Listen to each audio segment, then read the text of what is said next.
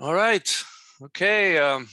Good morning, good afternoon, and I know it's quite late in some parts of the world. With Nick, good night or evening, everyone. Welcome to the first of a seminar series of the manifesto, which I have presumably assumed that you have read or at least watched the video. So we won't spend a lot of time on the manifesto per se. Just a reminder, we are here. This is the first time we're going to have authors of the manifesto in different seminars to talk more about what they had to say in the text, because we had to cut some aspects for space reasons.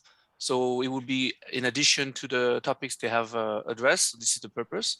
So the plan is to have we have like five different speakers, the 5 topics today, to have about 5 or 6 minutes each. That would hopefully get us to about 30-35 minutes in. And then we would like to also open obviously the audience, the floor to the audience to have questions, comments, reactions to anything. We've had as coordinators with Diana, Stuart, and Andy chance to talk about the manifesto itself in general, but this is the first time we're having the authors individually speak more about that. So we're very excited. We know that this has gone, even beyond our expectations, kind of viral and hopefully impactful call for opening accounting. So without further ado, I will start. I will basically moderate the session, but I will call on each author to go. Diana, who was a co-coordinator, she's gonna talk about why is it time to open accounting, and then we'll follow up with subsequent speakers. So Diana, share your thoughts. Why is it time to open accounting? Yeah, bonjour à tous. Hi. So I'm sorry, I have a sore throat, so my voice is not great. It's not COVID, I promise, but it's a bit of a sore throat. So first, I will thanks so much for being here. I think for the section we had about why, we really insisted on the theoretical reasons for what we should open the accounting discipline. And I think with Paolo, we're talking about the fact that we are a bit of a crossroads right now for the future of qualitative and critical accounting and interdisciplinary accounting. And that we really need to not renew ourselves, but reimagine a bit of a new future. And if you look at the manifesto, but there's 3 main reasons. First, and it's not to be provocative, but all the authors we have been using in critical accounting and in qualitative accounting comes from Western critical theory, and they tend to be like also Foucault and all of this kind of authorship, and they're wonderful authors. I'm French, I'm in Paris right now, but they're accounting for one side of the words and one lens of the words, and we have to open this. I think this is really key, and we are white people, and so it's a bit difficult for us to ask for more openness because we've been benefiting from this, but there are different reasons. So if you look at everything that's happened and not overseas, but also the decolonizing movement, it also speaks towards the needs of questioning the assumptions we have been using in terms of racism and extraction of value, which is really key to accounting. The origin of capitalism is really anchored in this kind of racial theory. That's the first reason. The second reason is the Anthropocene. We cannot and we should not continue to do what we do with the previous lens, because as Latour said, we have a new form of social science that's going on. So it's important to raise this point as well, and also for ethical reasons too. And last but not least, and I think it's a bit of a critical matter here, just strategically as well, if we want to survive as a discipline, we really need to open the gates. And I think the strategy so far has been closing the gates and having a really replicating, narrow-minded kind of model that you have to fit. And we should probably have another strategy about opening. So that's maybe the key things.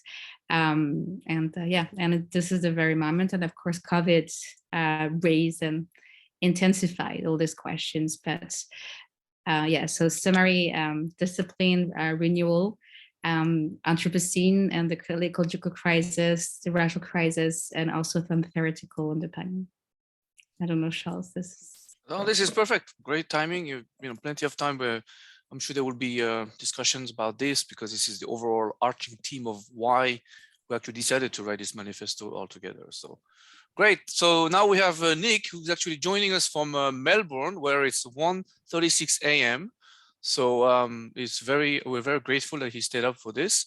And Nick is gonna talk to us of kind of like following up on building up on Diane-Laur's opening, like the question on interdisciplinary boundaries of accounting, which he had co-written. So Nick, the floor is yours. Thanks. Yep. Thanks so much, Charles, and hi everyone. It's really good to be here. I did manage to get a couple of hours sleep beforehand, so if I'm a little rusty, I apologize in advance. As I am zooming in from Australia, I'd really like to acknowledge our First Nations people. I wish to acknowledge the Gadigal people of the Ora Nations as the traditional custodians of the land upon which I'm meeting with you today, which is actually in Sydney, not in Melbourne. I pay my respects to the elders of the past, present, and future, and acknowledge their spiritual connection to country, along with their deep understanding of diversity and education through their wonderful power of storytelling. I think that's a nice kind of lead into this idea of interdisciplinarity. And I think my struggles has always been within accounting. So I'm a trained accountant, but I don't always think like one. And I get into trouble for sometimes thinking a little bit outside. But I came across permaculture about 7 or 8 years ago. And inside permaculture, there's a really nice principle, which is use edges and value the marginal. And I was always fascinated with playing around at the edges. So at the edges of the discipline of accounting, etc. But often when I went to a number of different accounting conferences and I heard about their notions of the art world and bringing accounting into the art world. And it was always about valuing art. It was about trying to measure something. And I was always curious about, where does accounting sit in this age? What does it encapsulate? Is accounting accountable enough? How do we measure the boundaries? And could we draw them instead of measuring them? And what I mean by that is, what happens when you start to think about accounting and our world, our accountability, from the perspective of artists. And I discovered was funded to go to a conference that is focused solely, it's a whole group of artists, anarchists, sociologists, anything but accountants, but they all look at accounting through their lenses. And that really kind of opened the mind to, so how can we play at these interdisciplinary edges from a completely different background? How could we start to understand accounting if we weren't encapsulated within it? And that's quite difficult to do. But of course, when we start to go to that journey and we start letting go of some of the references and some of the things Diana was talking about around our own boundaries, where does accounting open up, and what does actually accounting become when you are merging two what are very disparate disciplines, that is art and accounting? When you put those together, what do they become? And we've been playing around in this space for quite some time. So the idea of Bauhaus's holistic principles of design and what that might mean for an accounting system or accounting education in general. But then we started to play, Alessandro Gio and I wrote a paper around art and using art's disruptive principles of curation, visualization, performance, and disruption to start to think about accounting and what would happen when you take that artistic disruption and those different characteristics and merge them with new technologies, and how that could open up accounting into new narratives and multiple ways of thinking.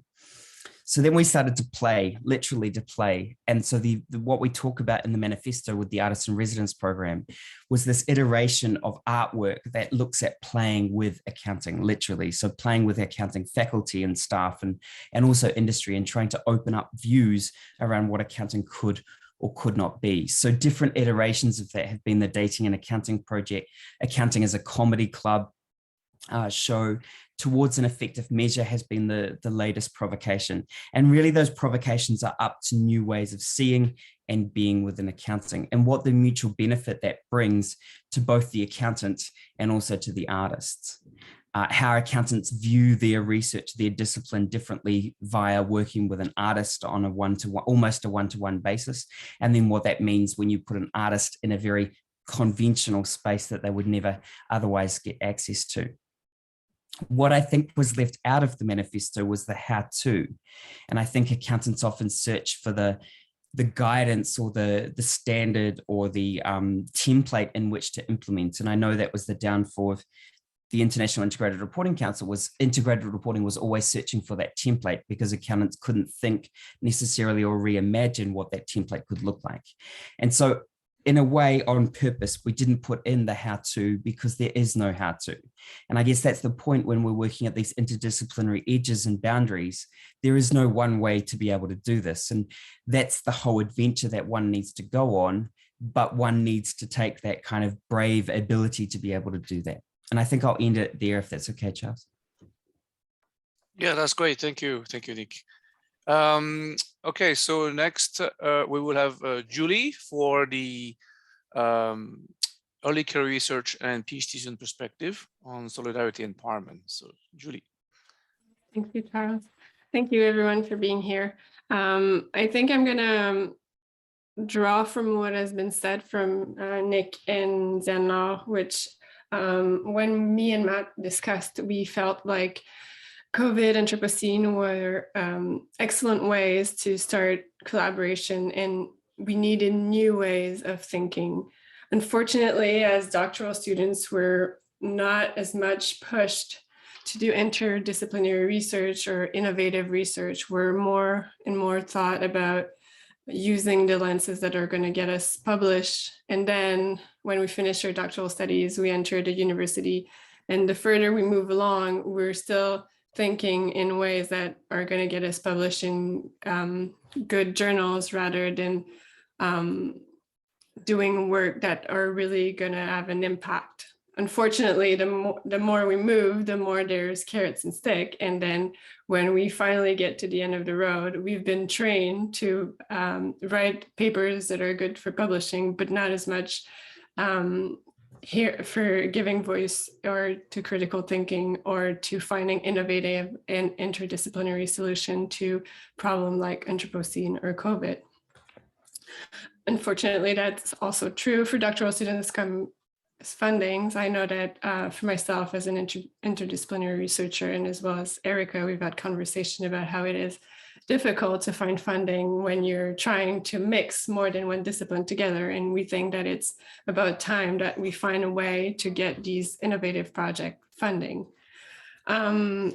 We also thought that when we wrote this blurb that it wasn't only about accounting, it was about a bigger system. It was about a need for a change in higher education. I think we've all seen a problem of managerialization of higher education. And we've also more and more started talking about mental health problems that has surfaced with COVID, but that have been present for many, many years, resulting in a toxic culture.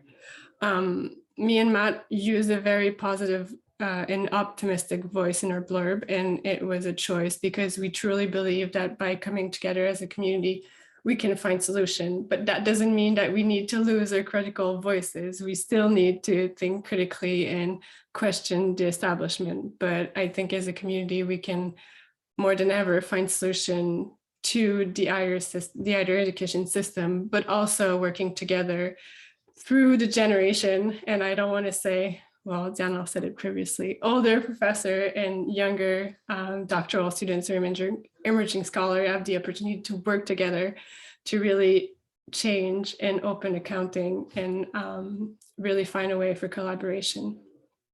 I know that Matt had some ideas he wanted to pitch in, so I'll let him have a few minutes as well. I know, I think you covered it pretty well, Julie. The only thing that I wanted to add on would be that it was something that Dan had already brought up about how there's an opportunity right now for a lot of change inside of the field, inside of higher education, just more generally. And I don't want to see the opportunity wasted. And so this was, yeah, my motivations in writing this with Julie was to try and emphasize that as much as possible. Great, thank you. Yeah, because Matt and Julie wrote this together, but Matt will have a chance to talk about a slightly different topic at the end. So thank you, Julie, for that, and Matt. Okay, so next we have Erica, who's gonna talk about engagement and impact. Thank you, Charles. And so this section of the manifestos was written with Charles and Yiluo. And our main argument is that universities have become overwhelmingly concerned with production of scholarly output in ways that are measured in accordance with our own metrics. And I think this is something that speaks to all of us. And when I talk about production, I mean producing volumes, quantities of another FD50 journal that adds another variable to the equation that may or may not be relevant to anyone. And of course, our caveat is that I don't want to diminish, and we don't want to diminish the work of anybody out there, right? There's folks with very high H indices who have 2 feet firmly planted in the mainstream, who are informing standard setters, who are doing important work. Or specifically talking to the academics who sit in their office with the door shut and the blind closed and sort of don't want to go talk to anyone outside academia because somehow that makes them unserious. And our motivation is that there's almost a pejorative connotation in accounting to the word practice or practitioners. And many, you'll see every article out there that'll say, this article will inform practice. This article will inform standard setters. But we wonder whether these folks have actually asked a practitioner or a standard setter, what keeps you up at night? What are your pain points in your work? And that's not to say that we should be at the mercy of practitioners, right? Some of the work that we're all doing on inequality in accounting firms, the firms are never going to ask you to do that. We need to be the vanguards out there saying, hey, there's this issue coming out there. You don't even know it's coming. And I'm going to tell you that it's coming and I'm going to help you avoid it or deal with it or make practice better. But at some point, what happens that accounting academia becomes this self-referential echo chamber. We're all yelling at each other over how to do propensity square matching without caring about what actually matters to folks out there on the front lines and dealing with issues. And so this begs the question, how did we get there and what can we do about it? So we propose 3 pillars to shake up this outdated model and mindset. So the first is to create opportunities to engage in the field. Now, we want academics to go out there and get their hands dirty. Now, it doesn't mean that everyone has to do qualitative field-based research. This is what I love to do, but it's not for everyone. But let's say you're doing quantitative work, it might be interesting to go talk to the people who could benefit from your work. Why are you doing all this research if it's not going to inform anyone and change their practice? So this person might say, hey, this is fantastic. This is going to change how I do business tomorrow. But they might also tell you, you have it backward, and this is and what you're talking about in the echo chamber is irrelevant. And I just listened to this phenomenal presentation by Crawford Spence and some authors last week, where they were talking about analysts.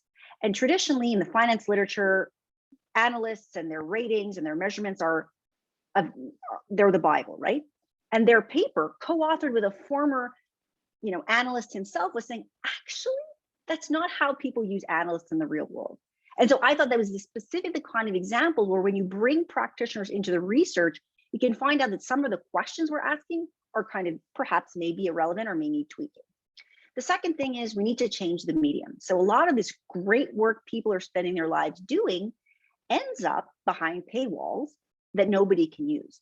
So if we're claiming to inform standard setters in practice, well, if these folks don't actually read this stuff, we need to change how we connect. So we're talking about using the media to share research more widely, social media, the conversation, simply translating academic research into journalistic articles.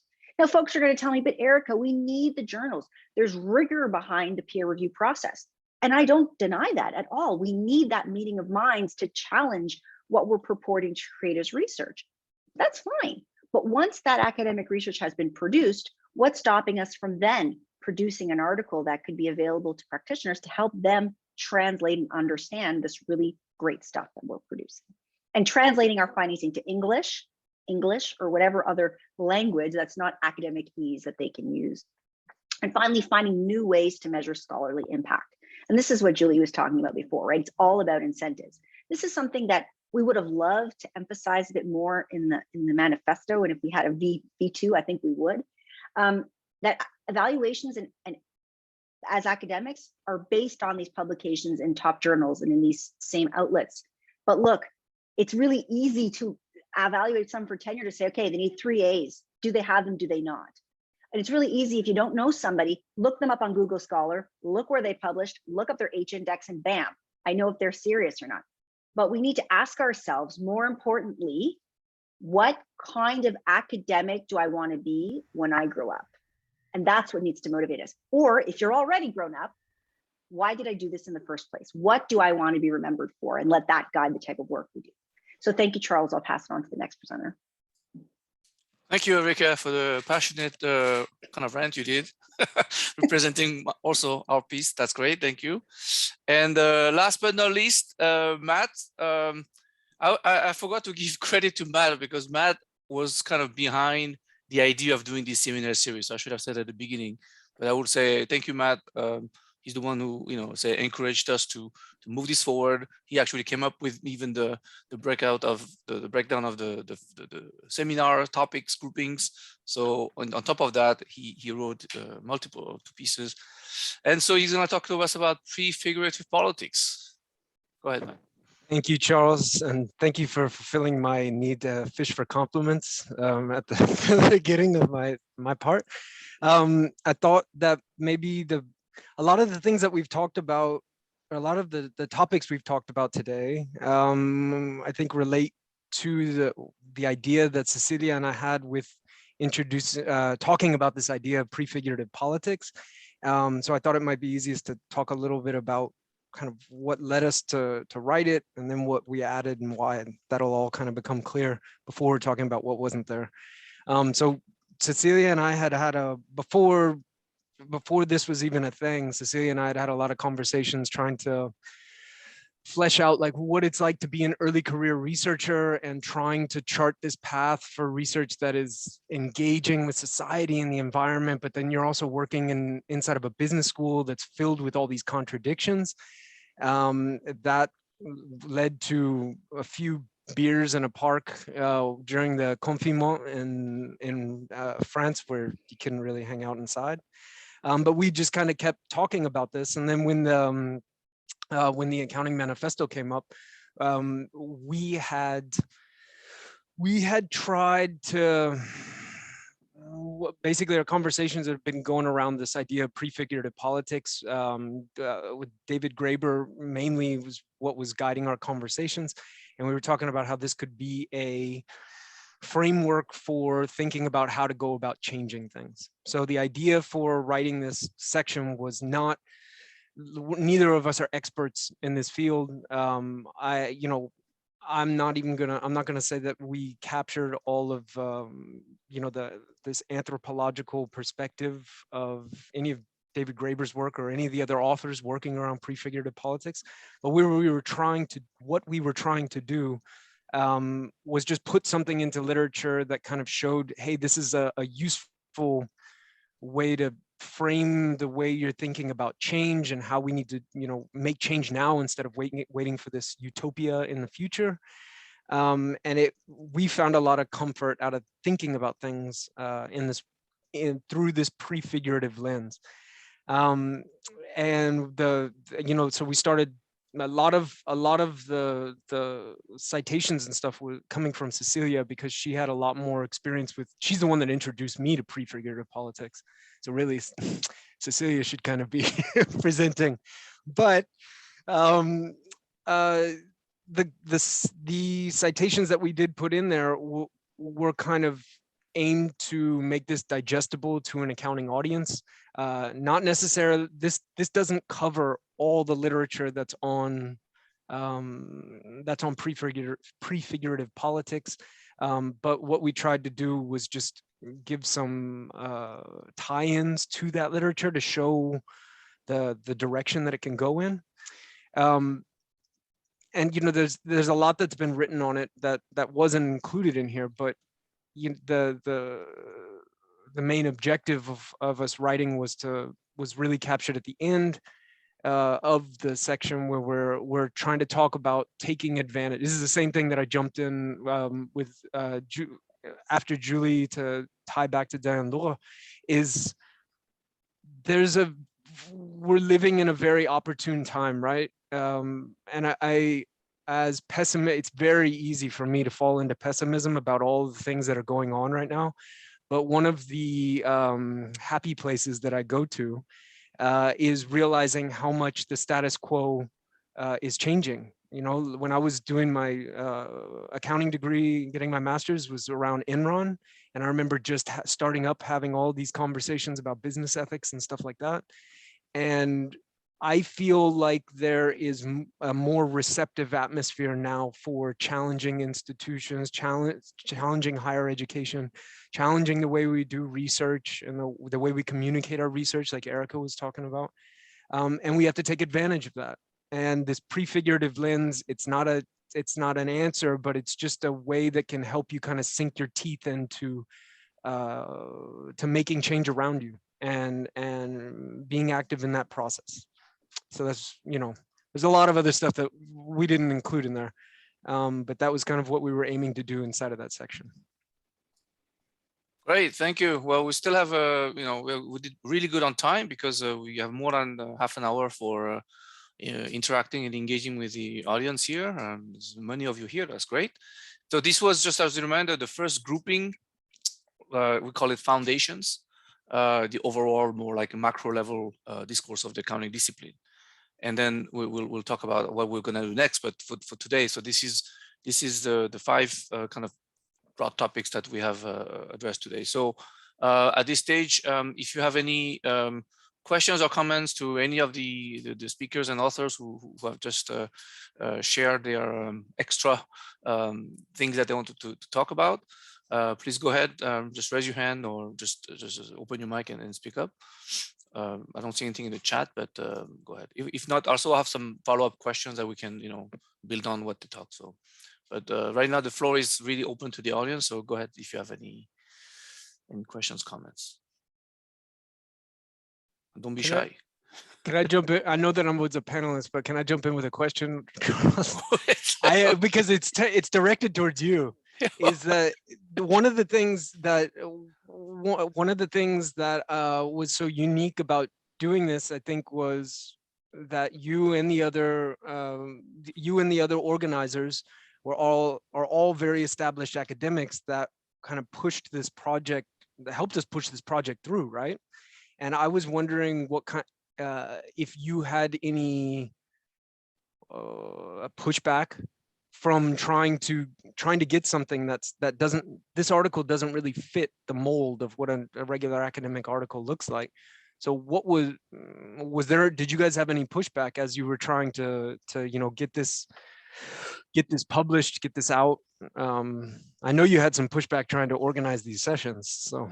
You're pushing me to share, okay. No. The dynamics have changed that now. Mike took over and now he's asking the question, so that's great. Thank you. So let me just quickly answer that because I think maybe it's important to point out. Thank you, Matt, for asking. So no, for publishing the manifesto, I took advantage of my position of editor of Accounting Forum. So it was relatively easy to get it through. At the same time, Diana also had this idea to have it published in multiple outlets.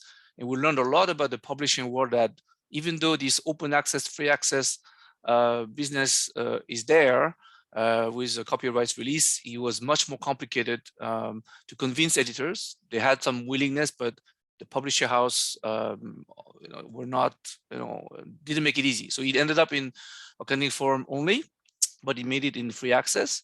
And okay, well, I'm not, so it benefits the journal, but this is really not the purpose of having this article viewed thousands of times, whatever. That's not the point. So the publishing aspect was okay. But I'll give you two anecdotes of the sort of the indirect microaggressive kind of pushback I got, because I'm the one who sent all these emails, to hundreds of academics in my whatever list I could find, right? And so the first one we published this and announced it. Some of you were on the list. So that was like last July, right? Last summer. There was one person from obviously the other paradigm, the more market-based research paradigm, which is one of the issues that we are accounting needs opening. He asked me to get him off the mailing list, unsubscribe me. More recently, a little bit more blatantly, when I sent so it was like in January, right, to send the invitation to this open seminar series, I got a response from a prominent professor from the US, both from the US, and I got two words. I got "get lost." Okay, that's the response I got. So, you know, you could delete email, you could whatever, but he took the time to write these seven letters get lost.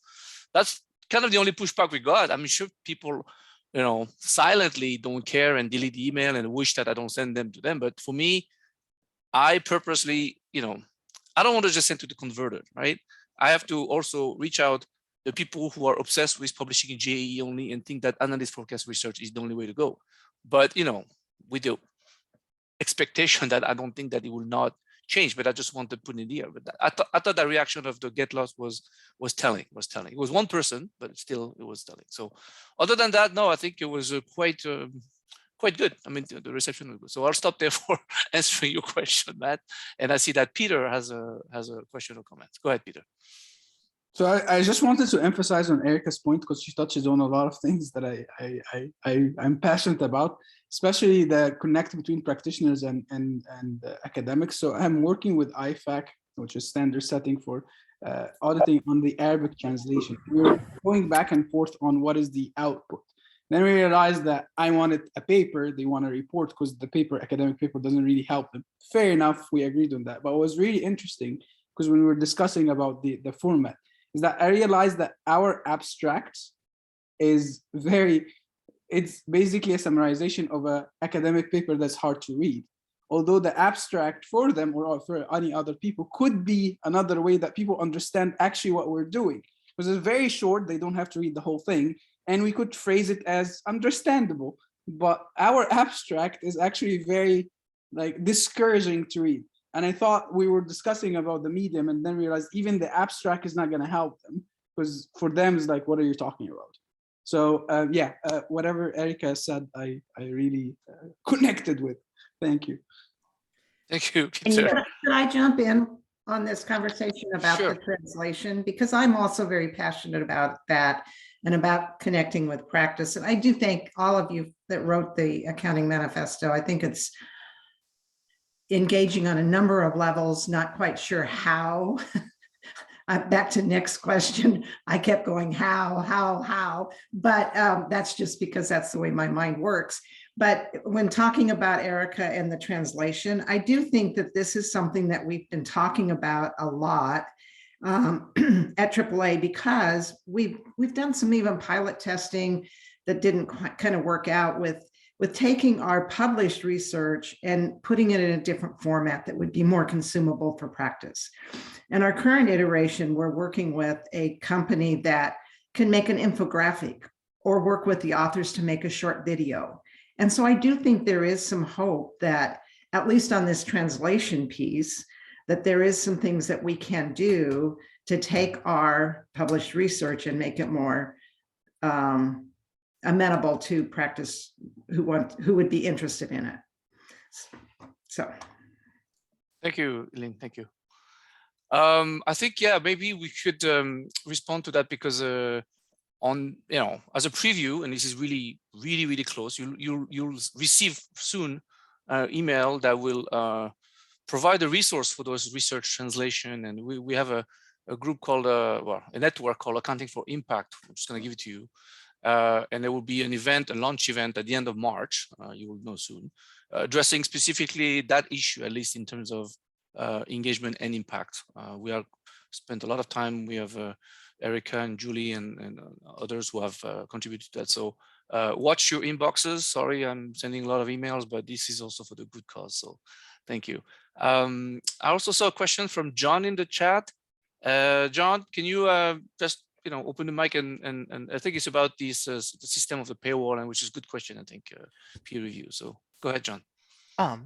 Yeah, so this system sort of developed organically over the course of the pandemic, where because quite a few medical researchers wanted to make their information publicly available, but at the same time, peer-reviewed articles behind paywalls, they're not really accessible.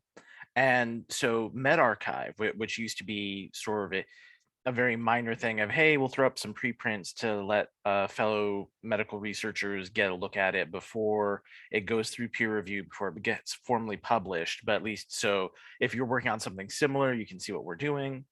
And over the course of the pandemic, this grew significantly. And a norm developed where quite a bit of medical research is showing up on medRxiv, just broadly available to the public as is, and everyone knows to go there to check. And on one hand, that's an obvious positive, that it allows citizen science, it allows regular people access to the information. On the flip side, anything on medRxiv by definition isn't peer reviewed, it's the preprint. So there's an interesting question of, first of all, does this sort of paradigm possibly work for accounting research as a discipline? And second of all, is this paradigm with its pros and cons something we should be trying as a discipline? So that was my general question to the panelists. Okay, anybody wants to take Diana had her head up maybe for something else, but maybe it relates to Erica or what? Yeah, sure. John, I think that's a great idea. I think the danger is, though, it's like when I go on WebMD and I think that I'm dying because I have a headache, it's a bit more dangerous. But if someone takes my accounting research, I think it's less dangerous. I think to come back to the point Elaine raised earlier, it's about translation. So I'm thinking of SSRN, right? A lot of us, if you submit a paper to CAR, you have to put it on SSRN. So I think of SSRN as an alternative, but then someone's still trying to engage with some work that they may find difficult to digest. So I think, John, it's a great idea, but I think somewhere there, a practitioner summary or something a little bit more easy to understand might be helpful there. But thanks for bringing that up. Great, thank you. Yeah, Theodora, a question?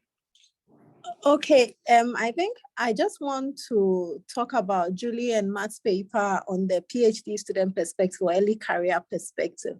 I think that this is very, very inspiring, especially because in a lot of jurisdictions, how people define accounting has been very narrowed. I remember my first presentation on my proposal, having one professor during the seminar asking me, what is accounting about your topic?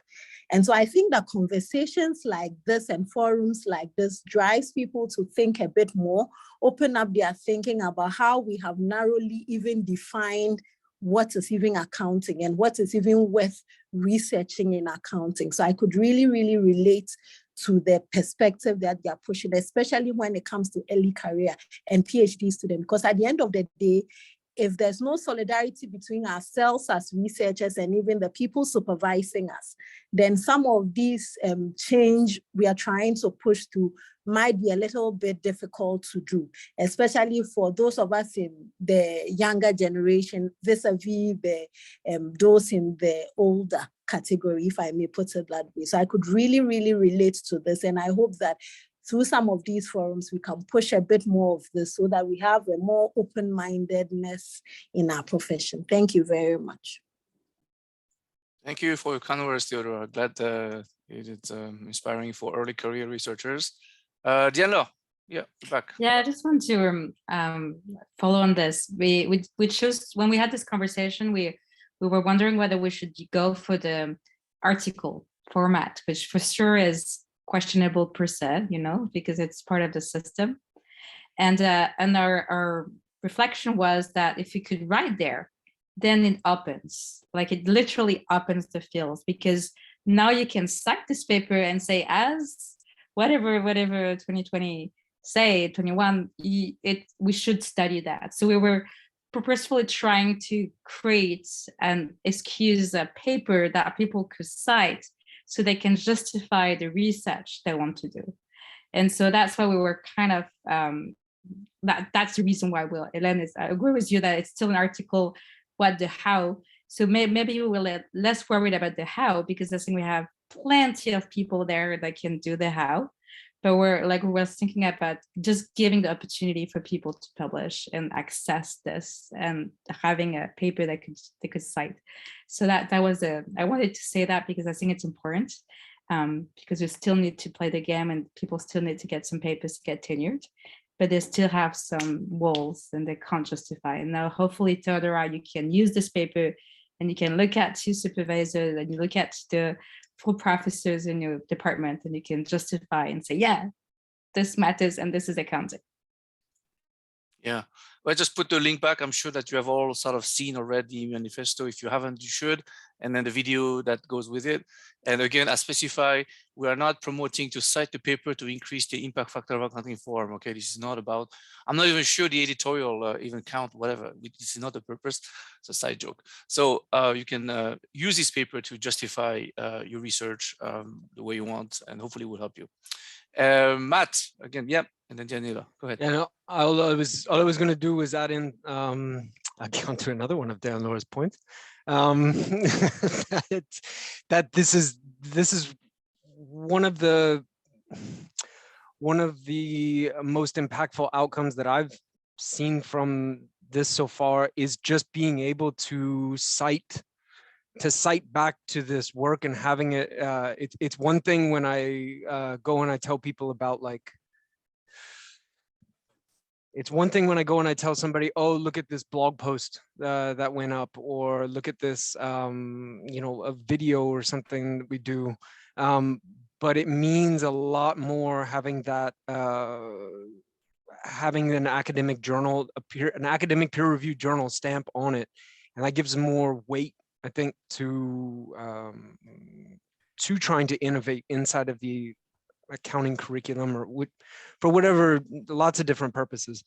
And I thought that was just being able to do that is it's a massive advantage as an early career researcher looking for ways to justify doing things differently. Being able to use an academic citation like this, take advantage of the tools that are around me, prefiguratively, is quite helpful. Yeah. Yeah, well, it's interesting. And I'll get to you, Daniela, in a second. That you may be receiving the EAA emails, but I think Elizabeth is here with the co-organizing this decolonizing the accounting curriculum event. And actually, we're trying to look for background readings and citations specifically on accounting curriculum decolonization. And you know what? It was not easy to find, but this manifesto was cited because we have a piece on that, which we'll be talking about in the next seminar. So yeah, used it, and then of course write pieces on the topic that you are passionate about. Daniela, go ahead. Hi, yeah, thanks everyone for organizing the event. I really enjoyed the comments so far, and I just want to say I find the manifesto doesn't only help for referencing in our own work. I also find it really useful for teaching. And I noticed that, like, when I was teaching a 4th year accounting theory class, that one that you joined as a guest speaker, Charles, as well, there we were able to show the manifest, like the video that you had, the video clip, because that was kind of the conversation we had in accounting theory over the whole semester. But what I notice now is, even like in 1st year classes where we teach more just the fundamentals of what are debits and credits, linking that back all the time to the conceptual framework and how all of the accounting thinking that we hammer into these young students at such an early stage has to be criticized continuously, or open that space already in that 1st year to say, you know, who is faithfully represented, or what aspects are represented and what is not made visible, or,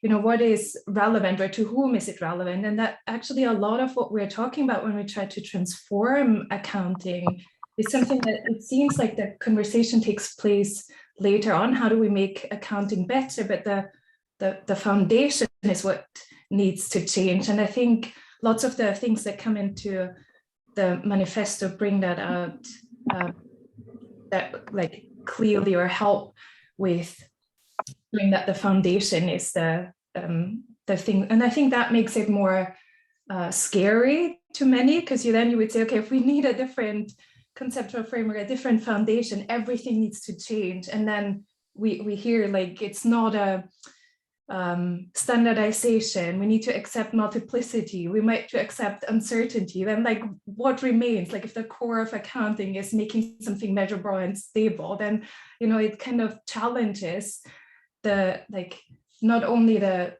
profession, but on an individual level. I think a lot of the identities. So yeah, I just wanted to throw that in, but also say that I find that project really helpful in problematizing these things with students at a very early stage.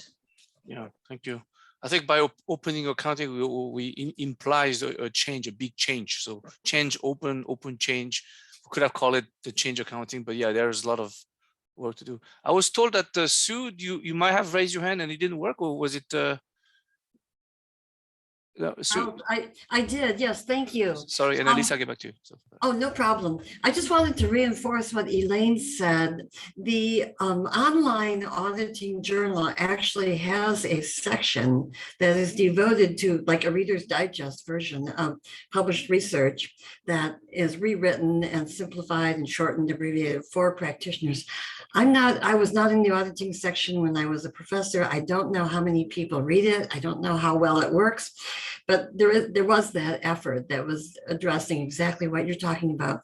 But to reinforce what Daniela said, it's not, that's sort of the tail end of the process, right? I mean, the teaching is really important. I mean, the conservatives in the US, not to be US centric, have played a long game very effectively, and they got it that you do education, you do media, you do institutions, you do think tanks. And, you know, we need to approach it from many different aspects. And yeah, if somebody wrote a brilliant intro accounting book, that could have a big impact on practice, which would then impact research, right? So multiple facets. Thanks. It's very exciting what you're all doing. Thank you, Sue. Lisa? Yes, okay. You've kind of alluded to how you don't want to just preach to the choir, meaning you're not only trying to speak to those of us who already do interdisciplinary or critical work, even if we haven't pushed it kind of as far as you might now be suggesting, but that you want to speak broadly across paradigms. But it seems like there's also quite a bit of work to do still within our own world, if you will. So I was curious how you were kind of recognizing what the old guard of interdisciplinary and critical scholars did to pave the way for you to really even be able to talk about this, while convincing them to look beyond, because I don't see them represented in the manifesto. And I'm kind of curious about the connection between the old and the new, because they play a pretty big role in, I think, the kind of transitioning that you're really proposing for research here. Yeah, so I think, Gianlo, you want to respond to that, or you want to, yeah, okay, go ahead. Yeah, I think I'm going to jump in first, because I think this is not only the section we had with Paolo, but we had this conversation. And first, I think we really, it's hard to write, but it's not a generational battle. First, you know, we write it in the section is there's a lot of to be said about what the previous generations did in terms of critical accounting, and they paved the way, and so that's clear. The second thing is that I mean, you don't name anybody here, but I can sense, I can imagine which type of people we're talking about right now, about the old guard. We tried. There are plenty of them. yeah. So there have been some old guard people behind us, some support that have not been, they didn't want us to be visible, I guess. So there's also invisible support there, and that matters as well, I guess. The question, why don't they want to be vocal, is the question we should address them, you know, but I think it's difficult, and I think it's something which I remember something that really shocked me. I remember an old guard person would tell me, I suffered so much that the next generation should suffer the same. And I'm like, this is not going well, my friend. It's not because you suffer that everybody else should suffer, you know? And I think this is something we should change as well. You know, like some people who have succeeded because they have worked so hard to get there, and they have invested so much in knowing about Foucault, and knowing about all of this, and achieving this. And it's hard for them to let it go and to imagine that we can expand having something else. So I think we should be by them.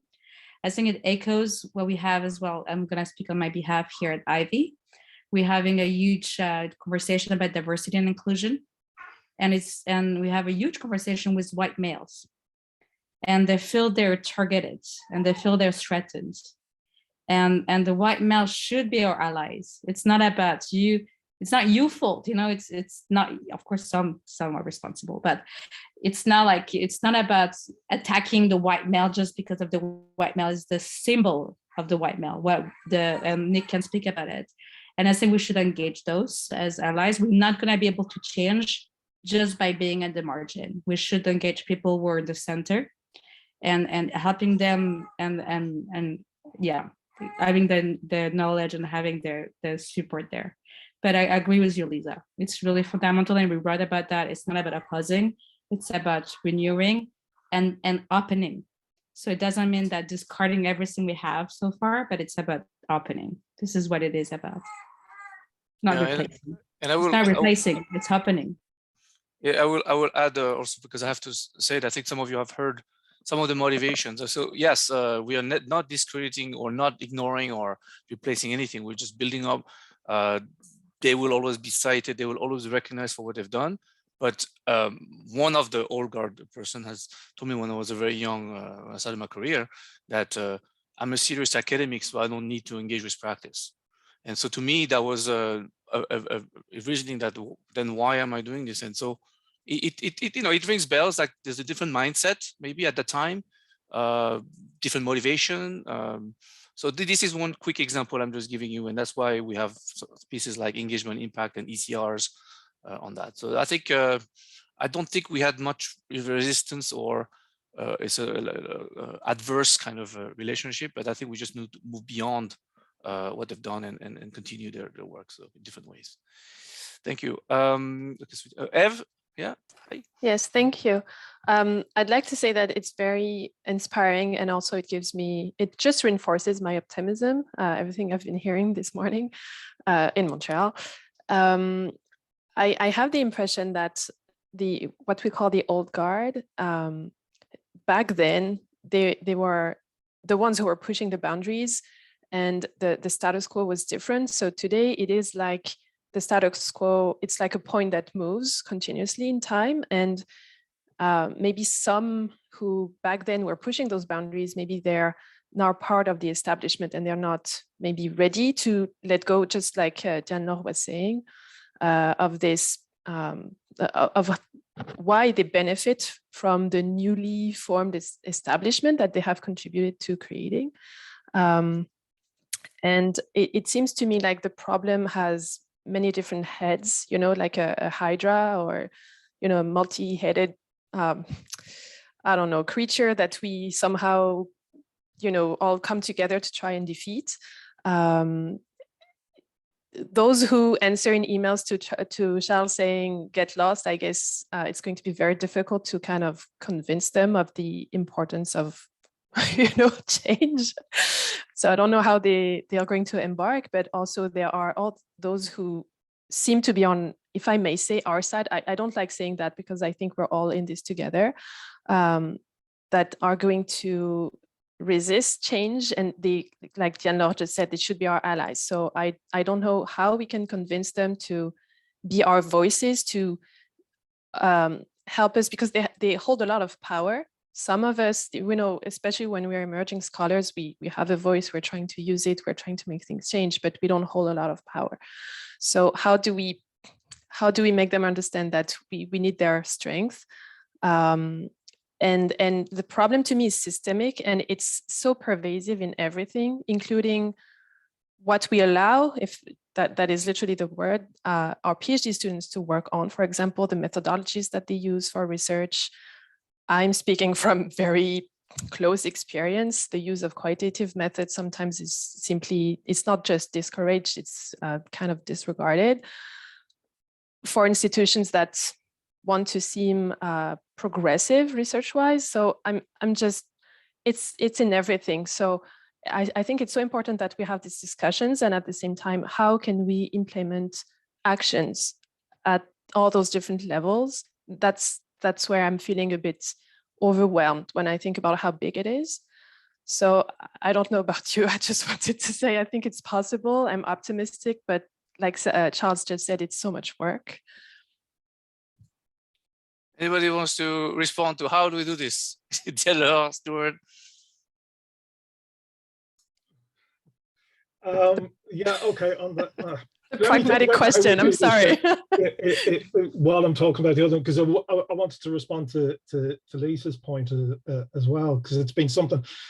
Actually, I suppose we've got two collaborators who I suppose you'd call were part of the old guard that we've been discussing this relationship actually about where we've come from and how we look back and understand, and particularly around the idea around interdisciplinary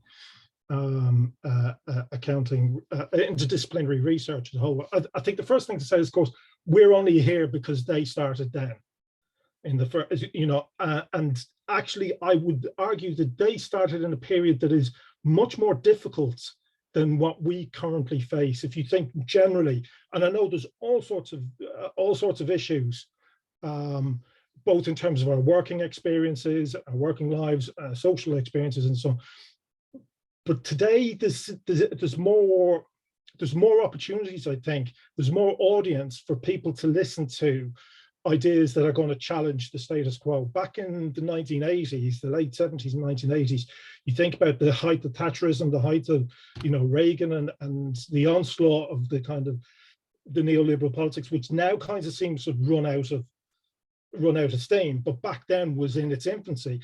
And even then, there was a group of people who came together and started to say, look, this is not right, the direction that our discipline was going in. And indeed, all the generations since as well, because it would be no good if the likes of the Tony Tinkers and Tony Lowe and Rob Gray and David Owen and Wai-Fong Chua and so on, if they did their work, and then there was nobody that continued it on through the 90s and the 2000s, because then we wouldn't be here. So I think that bit is important. The other thing that relates to that is the world has changed, and I kind of alluded to it a minute ago. But remember, there's a story that's told about the first IPA conference, and the reason it was called Interdisciplinary Perspectives on Accounting and not Critical Perspectives on Accounting. It's because they thought that they wouldn't get funding from publishers, from research councils, if they used the word critical. So they used the word interdisciplinary at the time. And at the time, there was a cutting edge around that term interdisciplinary. Now, we're all interdisciplinary. All the funders are looking for interdisciplinary work. They're all the main bodies of business schools and representative bodies are all saying, oh yeah, we need to be more interdisciplinary, these grand challenges and so on. And it doesn't have that edge anymore. So that's where I think what we need to do is we need to think about, well, we can't just do what was being done in the 80s and the 90s. We have to respond to what's actually happening now. And so those ideas around opening, around change become much more important. How do we do this? I've referenced just one thing, I suppose, it is it is up to us. It's up to us on this call. I don't think we shouldn't be looking. It's taken me a long time to get to this position, actually, going through the page. But I don't think we should be looking to the kind of what we've been calling the old guard, the more established. We can do it.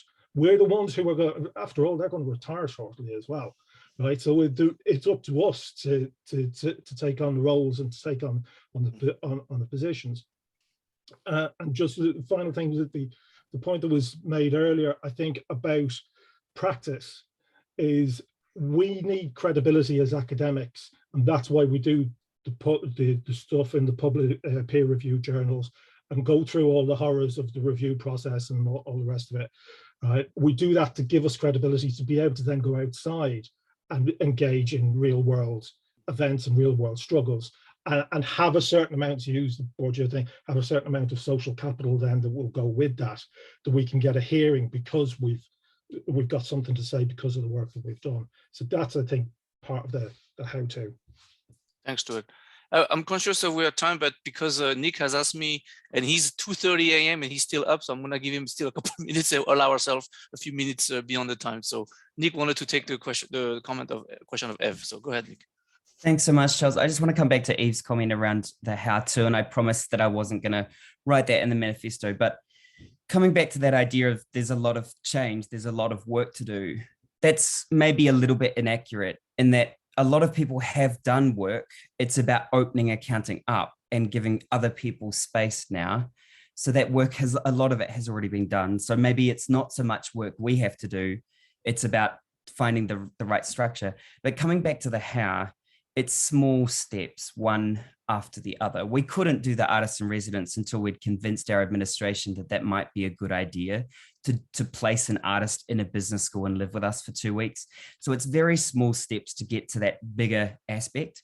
Coming to the PhD notion, I was told exactly the same thing in New Zealand, and I took the baby step of just kind of giving the proverbial fingers up to my institution, withdrew my PhD and took it to the UK. So I found a space that was open to me and open to the way that I wanted to think and the project I wanted to do. So these little baby steps that we can control, and then we grow our sphere of influence from that point, and then we're able to engage. So it's not about thinking about the whole cake. It's about trying to bite off the little bits we can chew one at a time.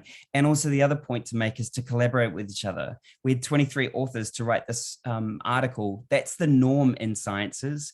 And our administrators tell us they want us to engage like scientists, but don't provide us the laboratories. And then we critique ourselves when we have more than 3 or 4 authors. Ridiculous. And so maybe we need to start challenging these conventions too. Thank you, Nick. And at this hour to be also as articulate, pretty good. So thank you so much, the panelists, speakers, and you, the audience, to engage. There's a few things in the chat. Just a couple of things. The next one, so the second grouping will be about place. So the different geographic location and the groups from these locations. This is going to be on March 10, an hour earlier than the one today because time reasons. And also I put it earlier in the chat that is Accounting for Impact as a preview, the launch event. You will get something in your inbox and on social media very soon. On March 29, there is a big launch event on this initiative behind to address some of these engagement impact issues we discussed. So again, thank you very much. This has been very enriching, very well attended, and hope to see you at the next ones. And we wish you a good day, good night, good afternoon. Thank you again.